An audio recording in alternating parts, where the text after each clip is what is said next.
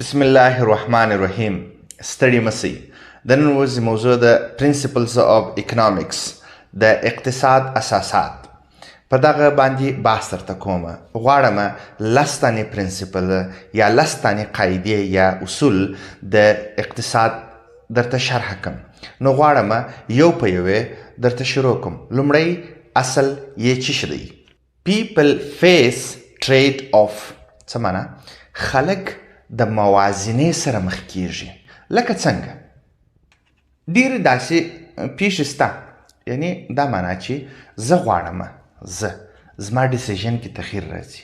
چې په یوټیوب کې یو فلم وګورم. زه د فلم څخه د فلم په ځای باندې زه راولاړېږم، یو علمي ویډیو ګورم. پر علمي ویډیو باندې د خپل وخت څه کوم، سکریفایس کوم، ضایع کوم، پر مصرف باندې رسوم. نو دا څه شی وسوله؟ دا موازنه سوله، ټریډ آف سوله. د چیز سره؟ زما د فلم سره. ما غوښتل چې فلم وګورم، د فلم پر ځای باندې ما څه وکړله؟ ما یو علمي ویډیو وکتله. د هغه څخه ما خوند واخیستی. هغه زما دپاره ډېره دلچسپه تمامه سوله. نو دې ته وایي ټریډ آف. زما اراده چې شوه چې فلم وګورم، لیکن د هغه پر ځای باندې ما یو علمي ویډیو وکتله. دا یې لومړی اصل دی. دومه قاعده یا دوم اصل د اقتصاد چې شی دی، هغه the cost of something is what you give up to get in. د یو شي په یو شي باندې چې ته زحمت وباسې او هغه ترلاسه کړې. مثلا څنګه؟ ته دغه زما د یوټیوب ویډیو چې نن شپه زه تاسو ته د اقتصاد اساسات پکښې تشریح کوم. دا څه؟ دا ته ګورې، د دغه څخه ته درس زده کوې. کله چې تا د دغه څخه د اقتصاد اساسات زده کړله، نو دی په دې باندې څه وکړه؟ په دې باندې تا خپل وخت مصرف کړي. نو کله چې ته پر دې باندې خپل وخت مصرف کړې، ګیو اپ، خپل وخت دې ورکړي، ګیټ ان، او څه شي دې وکړله؟ علم دې ترلاسه کړي. دریم اصل د اقتصاد څه شی دی؟ راشنل پیپل think margin. څه معنا؟ هوښیار یا ځیرک خلک د فرصت څخه استفاده کوي. دلته به موږ وایو مارجین اصل کې په اقتصاد کې همیشه د بارډر په معنا دی، د مابینس په معنا دی، د حاشیې په معنا دلته کارول کیږي. معنا څنګه؟ زه غواړم د سهار د خوا څخه مثلا زه تمرین وکم یا زه ډوډۍ وخورم. مثلا د دغه څخه د تمرین څخه زه نسم کولی چې مثال ګرد د ورځ تمرین وکم. نو د فرصت په استفادې سره د نه کولو څخه یو ساعت یا په هفته کې 3 ورځې یا 2 ورځې زه څه کوم؟ زه په هفته کې مثلا په 8 ورځې کې 4 ورځې زه یو ساعت قدم وهم. دا د فرصت څخه په استفادې سره زه دا کار کوم. نو څنګه دی؟ راشنل پیپل think margin. یعنی هوښیار یا ځیرک خلک په څه کوي په اقتصاد کې؟ دوی د فرصت څخه استفاده کوي، ګټه کوي. څلورم اساسات یا څلورم اصل د اقتصاد چې شی دی، هغه people respond to incentive. معنا څه شي؟ انسنټیو هدف دا دی چې اصل کې خو د انسنټیو تشویق دی نه. مثلا ته کار کوې، په کار کې تا ته کمپنۍ یو څه نورې پیسې هم د معاش بر علاوه تا ته څه نورې پیسې هم درکوي. د په دې کې ته څه کېږي؟ ته تشویق کېږي چې نور صحیح کار وکړې. نه مثلا خپل انرژي 8 ساعته مصرف کړې، که چیرې تا ته لږ نورې پیسې درکول سي، ممکن ته څه وکړې؟ ته 9 ساعته کار وکړې، یا هغه کار په ډېر شوق سره وکړې یا په ډېر سپیډ سره وکړې. راځه دلته خبره داسې ده، په اقتصاد کې به دلته موضوع دا ده چې که چیرې قیمتونه کښته سوله، نو څنګه کېږي؟ ممکن ګراک خپل ډیسیژن یا خپلې فیصلې ته تغییر ورکړي. په قیمتو په کښته کېدو کې څه کېږي؟ هلته ګټه زیاتېږي. نه چې ګټه زیاته سوله، ممکن دی خرید ډېر وکړي. او کله چې قیمتونه ته تغییر راځي د یو شي نه، هلته په ګټو کې هم تغییرات راځي. که کښته کېږي، مثلا څه کېږي؟ د خریدارانو یا د ګراکانو که کښته کېږي، د ګراکانو ګټه ده. که پورته کېږي نه، هلته د ګراکانو تاوان دی. نو په دې ترتیب سره دلته دوی څه کوي؟ فیصله تغییر کوي، د دوی ذهن تغییر کوي یا د دوی خوی عادت تغییر ورته کوي چې څه وکړي؟ جنس رانیسي. بله خبره دا ده چې په شنبه باندې یا په یک شنبه باندې چې رخصتي ده، یا په نورو هېوادونو کې هلته چې ده د جمعې ورځ رخصتي ده، په هغه ورځ باندې موزیم ته خلک ځي. پخوا یې ټکټ 1500 روپۍ، په دغه ورځ باندې ټکټ 200 روپۍ دی. نو څه کوي خلک ډېر کوشش کوي چې په دغه ورځ باندې ولاړ سي. ولې هلته 300 روپۍ چې ده ګټه ده نه، د خلکو دپاره 300 روپۍ تخفیف دی. نو په دې خاطر باندې موږ ویلی سو چې د خلکو په عاداتو کې یا په کله چې قیمتونه هغه کېږي د انسان په رویې کې ممکن تغیر راسي تر څو څه وکړي مصرف وکړي. په دې خاطر موږ ویلی سو چې people respond to incentive. خلک چې کوي ګټې ته حساب کوي نه، یا تشویقیږي تر څو دوی مصرف وکړي.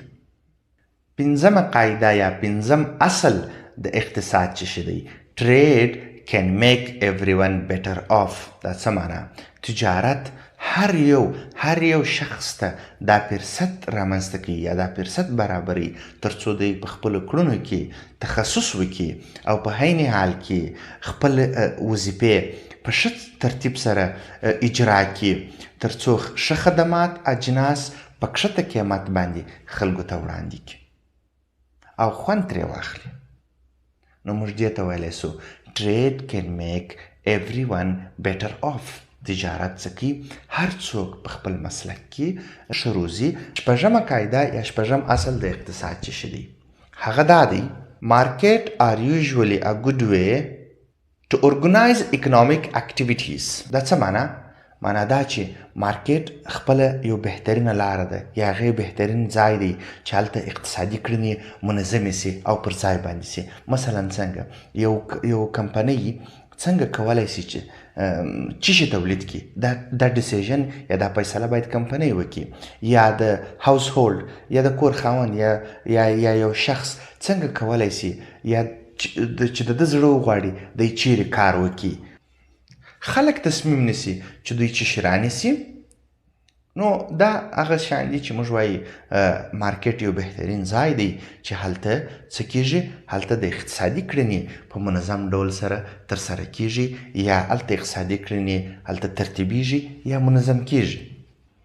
وهمه قاعده یا وهم اصل د اقتصاد چې دی هغه دا دی، government can sometimes improve market outcomes. دا څه معنا؟ دا معنا چې حکومت باید د دې ذمهواري واخلي چې په مارکیټ کې کنټرول ولري. اکثره وختونه په مارکیټ کې د مارکیټ په پایلو باندې دوی باید څه شي وسي، دوی باید هغه باید پر مخ باندې بوځي. مثلا څنګه؟ مثال دا دی انوینشن یا مناپولي. یو څوک راولاړېږي یو اختراع کوي، مثلا زه یم یو شی جوړوم لکه د اپل کمپنۍ ده، دې سړي دغه مارکه جوړه کړې ده، د دغه حفاظت باید حکومت وکړي. یعنی دغه مارکه باید بل څوک استعمال نه کړي. یا زما شی دی ما کشف کړی دی نه، ما جوړ کړی دی، دا زما په نامه دی، دا د دې حقوق باید خوندي وساتل سي. دا زما حقوق باید په مارکیټ کې یا په بازار کې، په نړیوالو په داخلي بازار کې دا باید زما په نامه وي او دا باید د دې ګټه باید ما ته راکول سي، د دې حق زما دی. یعنی حکومت باید دلته څه شي وسي، حکومت باید دلته په دغه حالاتو کې باید دوی زما ذمهواري واخلي او زما د اجناسو یا زما د پروډکټ یا زما د کشفیاتو باید ساتنه وکړي. یا مناپولي ده، مثلا په بازار کې د مناپولي مسله ده یا د انحصار ده نه. کله چې یو شی انحصار کېږي بعض شیان دي، مثلا فیسبوک دی اوس انحصار دی، دا باید وساتل سي. د فیسبوک لوګو باید څوک استعمال نه کړي د خپل ګټې دپاره، ځکه چې دې سړي ډېر زحمت ایستلی دی. یا ټویټر دی یا جیمیل دی یا همداسې نور شیان دي چې مثلا د دوی لوګوګانې باید څه شي، باید دا ورته وساتل سي، د دوی باید حقوق خوندي وساتي. اتمه قاعده یا اصل د اقتصاد چې دی هغه دا دی، country's standards of living depends on its ability to produce goods and services. دا څه معنا؟ دا معنا په هیواد کې د ژوند کولو سټنډر یا معیار هغه چې دی هغه د هغه هیواد په خدماتو او تولیداتو پورې اړه لري. مثلا د یو هیواد خدمات او تولیدات ډېر لوړ دي، لکه د امریکا، هلته په دې ترتیب سره هلته بیا د خلکو ژوند کول هم لوړ دي. ژوند کولو دا ده چې معنا مزدوري لوړه ده، که چیرې ته هلته کار کوې تا ته ښه تنخوا درکول کېږي. یا مثلا هلته که چیرې خدای نخواسته ته مریض سې، کله چې ته مریض ولې هلته ستا هیلت کیر یا صحت بخش ډېر پرمختللی دی او هلته د هوا ککړتیا نشته، چاپیریال ته ډیر هغه سوی دی دقت سوی دی چاپیریال ډیر ساتل سوی دی د هر شی معنا د خلکو د ژوند کولو امکانات که چیرې ته هلته ژوند وکړې ته لایف ایکسپیکټنسي ورته وایي هغه تقریبا د ژوند کولو امکانات د 88 کالو څخه بیا تر 90 کال یا تر 100 کال پورې د خلکو هلته ژوند کوي ځکه چې غذا یې صحي ده صحت اوبه یې پاکې دي غذا یې قوي ده په عین حال کې د ژوند کول سټنډرونه یې ټول هغه معیارونه یې ټول پوره دي اما که چیرې ته په هغه هیوادونو کې چې مثلا هلته د هغې اقتصاد پر مخ نه دی تولیدات یې کم دي خدمات یې کم دي په اقتصاد کې ستونزې لري هلته د ژوند کولو مثلا د ژوند کولو معیار چې دی هغه ډیر کښته دی نهم اصل د یا نهمه قاعده د اقتصاد چې ده هغه دا ده prices rise when the government prints too much money دا څه معنا قیمتونه لوړیږي کله چې حکومت نورې پیسې چاپ کړي ګوره په بازار کې زموږ که چیرې پیسې زیاتې سولې تر هغه پیسې او مقدار باید سره مساوي وسی که چیرې اوس حکومت نور پیسې چاپ کړي پیسې ډیرې بازار ته عرضه کړي دا د تقاضا قانون دی هر شی چې عرضه زیاته سوله په هغه کې څه کېږي هلته تقاضا ورته کمیږي یعنی کله چې تقاضا ورته کمه سوله دا معنا لري چې د هغه شي ویلیو یا ارزښت کمیږي نو په دغه حالات کې څه کېږي انفلاسیون یا د پیسو پړسوب رامنځته کېږي نو موږ وایو حکومت د دې حق نه لري چې مثلا پیسې د پیسو د نشتون په مقابل کې دوی څه وکړي دوی اضافه پیسې پرنټ کړي یا حکومت بس خپل پر سر باندې پیسې پرنټي یا پیسې چاپي نوټونه چاپي او هلته بازار ته عرضه کړي په دغه حالت کې خطرات دا دي چې د پیسو پړسوب رامنځته کېږي او د اجناسو قیمتونه لوړیږي او د پیسو ارزښت کمیږي نو دلته انفلاسیون یا د پیسو پړسوب جوړیږي او په عین حال کې بله ستونزه دا ده چې دلته بیکاري رامنځته کېږي مشکلات ډېر ژر زول کېږي اقتصاد د منځه څخه ځي معنا دا چې اقتصاد مخ پر کښته نزول کوي یا وده کوي لسم اصل یا لسمه قاعده د اقتصاد چې ده هغه دا ده society faces a short run trade off between inflation and unemployment دا څه معنا یعنی ټولنه یا د مشکلاتو سره مخامخ کېږي د څنګه مشکلات سره مخامخ کېږي په لنډه موده کې په شارټ ټرم کې د انفلاسیون د پیسو د پړسوب سره او د ان امپلایمنټ یا د بیکارۍ سره مخامخ کېږي څنګه مثلا که چیرې دلته انفلاسیون زیات سو د پیسو پړسوب زیات سو په لږ موده کې د زیږنده د بیکارۍ ده یعنی دا معنا چې